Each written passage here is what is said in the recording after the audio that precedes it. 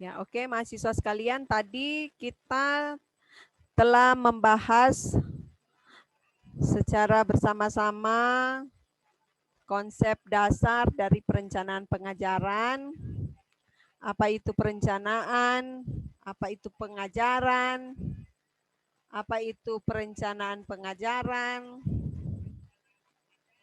dan apa itu fungsi dari perencanaan pengajaran. Nah, nanti sesudah ini kita akan membahas bersama-sama tentang pokok bahasan selanjutnya, yaitu tentang komponen-komponen dalam perencanaan pengajaran. Nah, jadi secara garis besar, komponen-komponen dalam perencanaan pengajaran itu ada dua, yaitu komponen pokok dan komponen penunjang. Nah, kalau komponen pokok itu diantaranya adalah topik atau pokok bahasan atau sub pokok bahasan. Jadi yang menjadi komponen pokok dalam perencanaan pengajaran yaitu yang pertama tadi, topik atau pokok bahasan atau materi pengajaran. Nah, yang kedua adalah tujuan pengajaran. Ini sangat penting sekali ya untuk Anda garis bawahi dalam komponen-komponen perencanaan pengajaran, yaitu tujuan pengajaran. Dan yang ketiga adalah sumber pengajaran. Jadi sesudah ada tujuan, sesudah ada materi, sumber pengajaran. Dan yang keempat adalah metode pengajaran. Jadi untuk topik ini dengan tujuan seperti ini, metode apa yang akan saya gunakan dalam pembelajaran? Itu penting sekali untuk Anda cantumkan dalam komponen perencanaan pengajaran. Dan selain itu, Anda juga harus cantumkan alat evaluasi pembelajaran. Jadi, penilaian apa yang akan Anda berikan? Apakah penilaian secara kognitif, afektif, atau psikomotor? Sesuai dengan topik atau pokok bahasan dan tujuan dari pembelajaran. Ya, jadi itu komponen-komponen pokok dalam perencanaan pembelajaran. Yaitu pertama, ada topik atau pokok bahasan atau materi pengajaran, ada tujuan pengajaran, ada sumber pengajaran. Jadi misalnya buku apa yang Anda gunakan untuk mengajarkan materi tersebut. Kemudian ada metode pengajaran. Dan kemudian ada perumusan alat evaluasi pembelajaran. Jadi itu yang dimaksudkan dengan komponen pokok perencanaan pembelajaran. Nah, selanjutnya adalah komponen penunjang dalam perencanaan pembelajaran.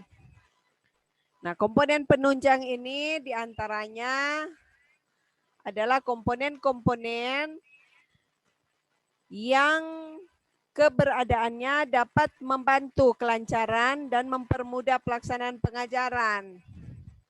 Misalnya, pengaturan jadwal atau waktu pertemuan, ada tempat pengajaran, ada alat atau fasilitas-fasilitas pengajaran yang akan menambah kelengkapan kegiatan pengajaran. Seperti yang Ibu sudah sampaikan kepada Anda waktu pertemuan sebelumnya tentang silabus mata kuliah. Nah, silabus itu disusun, itu juga merupakan perencanaan pengajaran mata kuliah ini. Jadi semua itu direncanakan. Jadi misalnya topik bahasan tentang konsep dasar perencanaan pengajaran itu diberikan dalam berapa kali tatap muka. Terus Ibu akan mengatur jadwal pertemuan. Dan kemudian bagaimana proses pembelajarannya, apakah kita daring atau luring. Nah, itu semua adalah merupakan komponen-komponen penunjang dalam perencanaan pengajaran. Nah, jadi inilah komponen-komponen dalam perencanaan pengajaran. Nanti kalau dalam prakteknya nanti kan ada ya dalam silabus bahwa Anda akan membuat RPP. Jadi di situ akan kelihatan apakah Anda paham tentang perencanaan pengajaran. Nah, jadi ada dua komponen besar dalam perencanaan pengajaran, yaitu komponen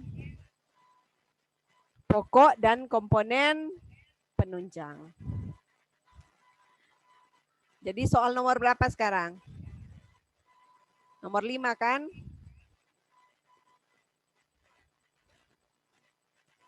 Sekarang sudah soal nomor berapa? Lanjut dari yang tadi. 5 ya. Pertanyaan nomor 5, jelaskan tentang fungsi. Fungsi dari perencanaan pengajaran. Jadi fungsi perencanaan pembelajaran bagi guru, fungsi perencanaan pembelajaran bagi siswa, dan fungsi perencanaan pembelajaran secara umum. Yang Ibu jelaskan tadi ada fungsi kreatif, inovatif, selektif, komunikatif, dan seterusnya, itu Anda jelaskan. Nah, pertanyaan yang ke-6 yaitu apa? Jelaskan komponen-komponen dalam perencanaan pengajaran, yaitu komponen pokok dan komponen penunjang. Jelaskan. Oke. Nah, kita masuk pada topik selanjutnya, yaitu pentingnya perencanaan pengajaran. Mengapa kita sebagai guru itu sangat penting harus membuat perencanaan pengajaran. Nah, karena perencanaan pengajaran adalah satu alat yang dapat membantu guru untuk lebih bisa dapat melaksanakan tugas dan fungsinya. Nah, jadi perencanaan pengajaran ini dilakukan agar terlaksana proses belajar mengajar yang efisien dan efektif, serta relevan dengan misi dan tujuan dari lembaga pendidikan di mana para siswa belajar. Jadi itu sesuai. Itu akan menjadi apa ya? Sesuai tadi kita sudah bahas tentang fungsi-fungsi dari perencanaan pembelajaran, ya. Itu akan menjadi satu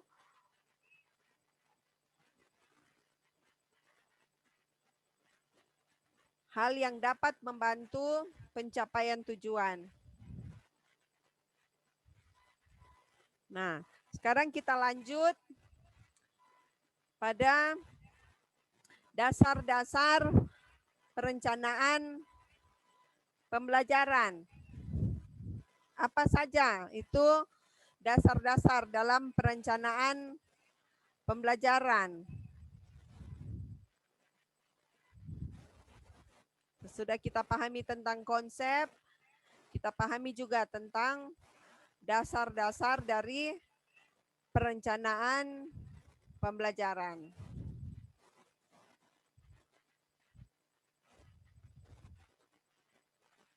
Nah, Jadi pada intinya perencanaan pembelajaran ini merupakan hal yang sangat penting bagi guru dalam meningkatkan mutu pembelajaran. Ya, tadi kita sudah bahas bersama ya fungsi dari perencanaan pembelajaran bagi guru, yaitu sebagai apa ya, secara garis besar sebagai petunjuk arah kegiatan dalam mencapai tujuan.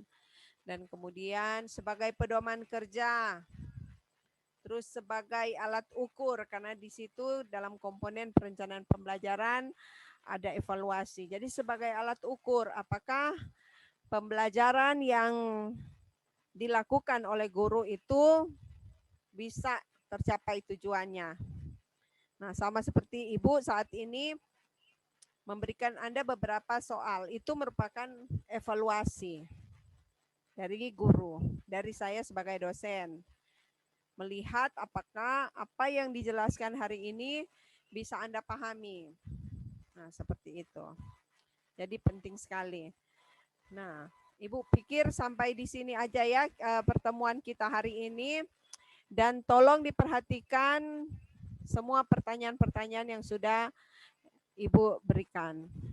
Dan dijawab dalam buku yang sudah Anda beli untuk khusus mata kuliah ini. Jadi kan sudah, ini berarti tugas kedua ya.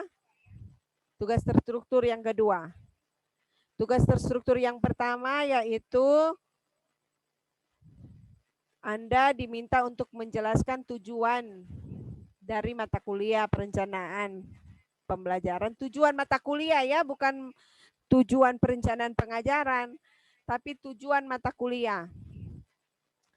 Mengapa Anda harus belajar perencanaan pengajaran? Yang Ibu sudah dijelaskan kemarin. Dan yang kedua, capaian pembelajaran yang diharapkan dari mata kuliah ini. Nah, ini tugas terstruktur yang kedua, itu ada berapa pertanyaan tadi? Ada 6 ya. Jawab di buku. Jawab di buku dan tulis tangan. Tidak ada yang sama. Kalau ketahuan sama persis, berarti dua-duanya yang memberi contekan dan yang mencontek sama-sama tidak akan dapat nilai. Oke. Ya. Jadi hari ini ada beberapa yang tidak hadir ya.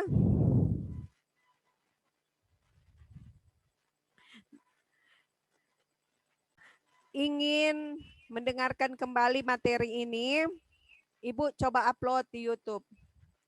Nanti kalau sudah selesai mata kuliah ini, nanti Ibu akan delete lagi. Tapi ini hanya untuk kepentingan pembelajaran, ya. Anda boleh dengar lagi di YouTube. Nanti Ibu kasih topik. Kalau yang belum subscribe, subscribe aja supaya ada notifikasi. Supaya kalau ada yang tadi penjelasan Ibu yang terlewatkan, Anda bisa mendengarkannya kembali. Oke, dan Ibu harap apa yang sudah ditugaskan itu bisa Anda laksanakan dengan baik. Nanti sesudah ini kita akan membahas materi-materi selanjutnya, yaitu tentang kurikulum. Bagaimana menyusun kurikulum. Bagaimana Anda menentukan standar ketuntasan belajar. Bagaimana Anda bisa mengembangkan silabus. Dan kemudian Anda bisa menyusun rencana pelaksanaan pembelajaran.